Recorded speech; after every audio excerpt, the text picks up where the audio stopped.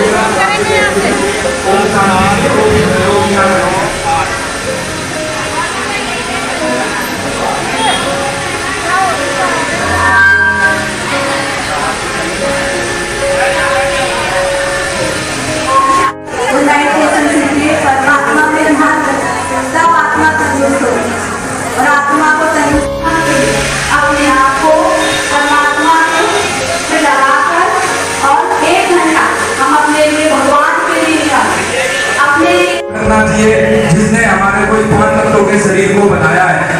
तो मैं आपका बहुत बहुत धन्यवाद करता हूँ। आप समाज सुधार के लिए, अच्छे कार्य के लिए दिन रात लगी रहती हैं। आपको हम सभी साधु भाव देते हैं, बहुत बहुत धन्यवाद देते हैं। मुझे बोलने का मौका दिया।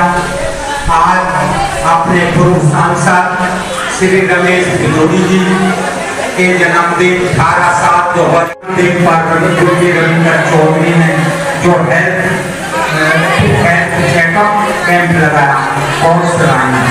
लेकिन आज इस जन्मदिन के अवसर पर हमारे बीजेपी के मंत्री मिंटू शर्मा जी सभी यहाँ पर उपस्थित हैं। तो आज मैं आप लोगों से निवेदन करता हूँ कि हर काम, जैसे इनका सफाई का काम है, विभाग का पहाड़ के बाद सब एजेंसी आती है, संसद का केंद्र का काम है। मैं आज इस हेल्थ चेकअप कैंप के अवसर पर सबसे निवेदन करूँगा, जिनके काम है वे अपने काम ईमानदारी से निभाएं।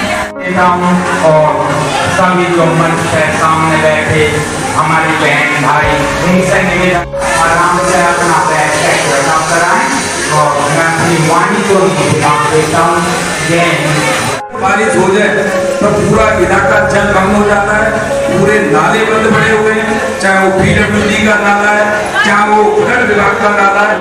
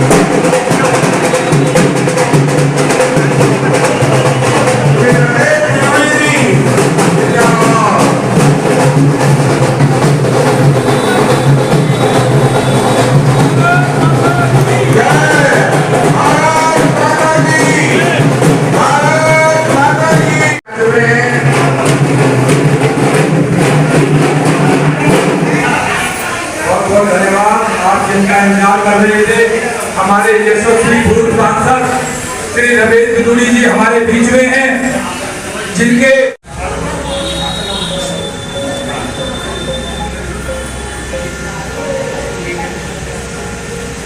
जिनका हम इंतजार कर रहे थे, हमारे बहुत ही प्रिय लोकप्रिय से हमारे यशस्वी सांसद श्री रमेश भदौड़ी जी। माता की भारत माता की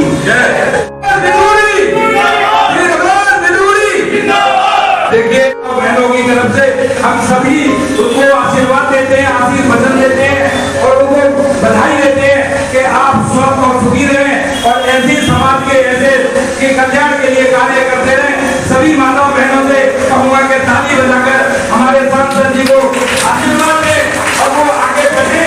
जिस तरह से समाज सेवा में लगे हुए हैं, ऐसे हमारे यशस्वी सांसद रमेश भदौड़ी जी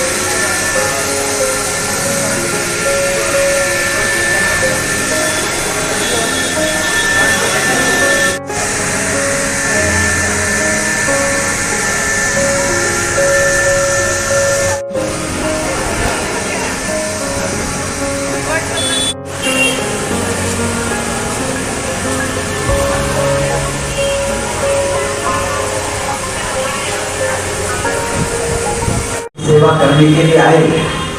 हमारे हेल्थ विभाग से, हॉस्पिटलों से अपने कीमती समय से निकाल कर जन सेवा के लिए आई।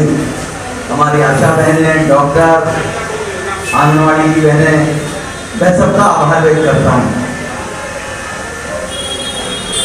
हमारे देश के प्रधानमंत्री जन कल्याण के कार्य समाज में हों, जनता की सेवा, गरीब की सेवा, गरीब की आत्मा में ही परमात्मा का वास होता है।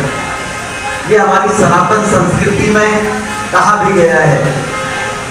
उसी कड़ी में दिल्ली वालों को ये सरकार बीजेपी की बनने के बाद हमारे देश के प्रधानमंत्री मोदी जी ने सबसे बड़ा तोहफा दिल्ली वालों को दिया। सबसे बड़ा कोई तोहफा है वो गरीबों के लिए विशेष रूप से है कि आयुष्मान भारत योजना में 5 लाख तक का गरीब परिवारों में मुफ्त इलाज बड़ी से बड़ी अस्पताल में वो लें। उन गरीबों को अब अपने बुजुर्ग की बीमारी पर, परिवार के व्यक्ति की बीमारी पर माता बहनों के गहने ना बेचने पड़े, जमीन का टुकड़ा गिरवी ना रखना पड़े, बगैर इलाज के, बगैर पैसे के अपने परिजन को ना खोना पड़े। ये योजना प्रधानमंत्री जी ने देश भर में चलाई थी आज से 4 साल पहले, लेकिन दुर्भाग्य से दिल्ली में लागू नहीं हुई थी।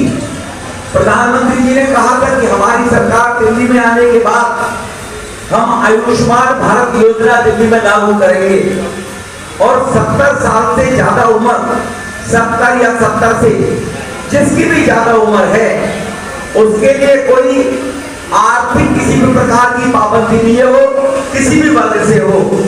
उन सब यहाँ पर आने के बाद रेखा जी जैसे मुख्यमंत्री बनी, सबसे पहले ये कार्य किया जब गरीबों को बीमारी में इधर उधर ज्यादा घबराने की जरूरत नहीं है, लोगों से कर्जा मांगने की जरूरत नहीं है। तो आज यहाँ पर वो यहाँ पर कैंप लगाकर सरकार के भी यहाँ पर लोग आए हुए हैं और यहाँ पर वो कार्ड हमारे आयुष्मान भारत के बने और लोगों को बीपी, शुगर, थायराइड, ये जो अनेकों प्रकार की ऐसी बीमारी है जिनके कारण से जीवन खतरे में चला जाता है। लापरवाही के कारण या व्यस्तता के कारण हम लोग चेकअप नहीं कराते। कभी कभी पता लगता है किसी का शुगर 400 बढ़ गया, उसको मालूम ही नहीं था। ब्लड प्रेशर बढ़ गया, दिमाग में परेशानी, उसको मालूम ही नहीं था। तो समय रहते हुए इन सब चीजों की जानकारी हो जाए और फिर कोई भी मध्यम परिवार हो या गरीब परिवार हो अपना समय पर रहते इलाज करा ले और अपने परिवार से उसको बिछड़ना ना पड़े। आजकल खान पान कैसा है, माहौल ग्लोबलाइजेशन में किस प्रकार से पर्यावरण में दूषित, जितना पर्यावरण ज्यादा उतने लोगों में बीमारी ज्यादा फैल रही है। 25 साल से लेकर 45 साल के नौजवान बच्चों को अटैक हो रहे हैं, बेटियों को अटैक हो रहे हैं। कोई बेटी गीत गा रही है मंच के ऊपर, कार्यक्रम में स्कूल के में खड़ी खड़ी गिर गई, एकदम हार्ट फेल हो गया। लोग रात को सोते हैं, सुबह पता लगा रात को अच्छे सोए थे, तो उठ नहीं पाए। तो ये जो जीवन को लेने वाली ऐसी घातक बीमारियां हैं, उनकी समय समय पर जांच होती रहनी चाहिए।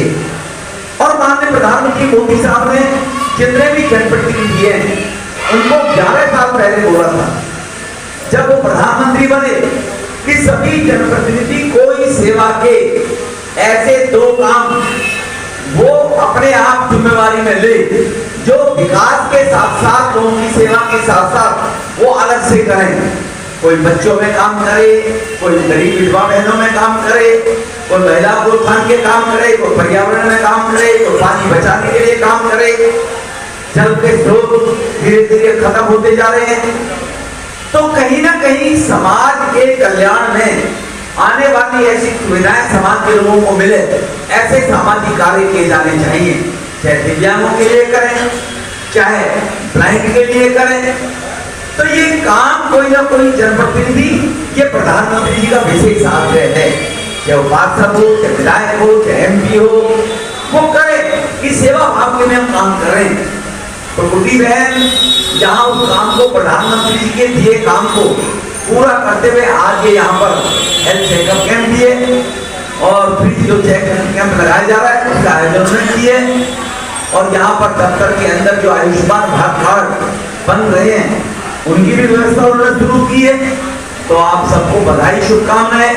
मीठापुर वार्ड के सभी भाई बहनों को बदरपुर विधानसभा से और भी हमारे चाहे दूसरे वार्ड में कोई रहते हो वो सुविधाओं का लाभ उठाएं और मानव कल्याण के हित के लिए हमारी सनातन संस्कृति में ही हम सब लोगों को सौभाग्य प्राप्त हुआ है कि हम सर्वे भवन्तु सुखी रहें, दुनिया में सभी सुखी रहें, इस मंत्र के साथ काम करते हैं।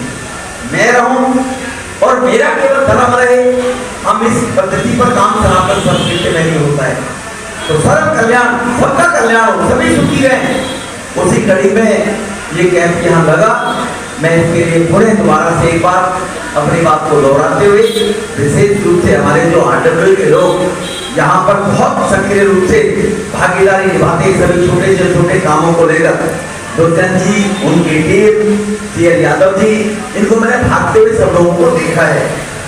यहाँ पर हमारे भाई MP यादव जी, विपिन जी, राजकुमार जी, ओम शर्मा जी, भीम सिंह जी, भाई प्रियंक चौहान जी,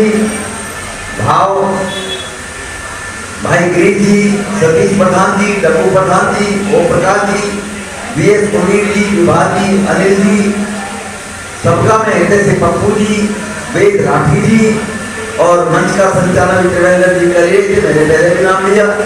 और हमारा मिंटू भाई जो काम पे लगा रहता है, लालू कसाना साहब हमारे प्रधान जी, मैं सबका पुनः बहुत बहुत आभार व्यक्त करते हुए अपनी वाणी को विराम देता हूं।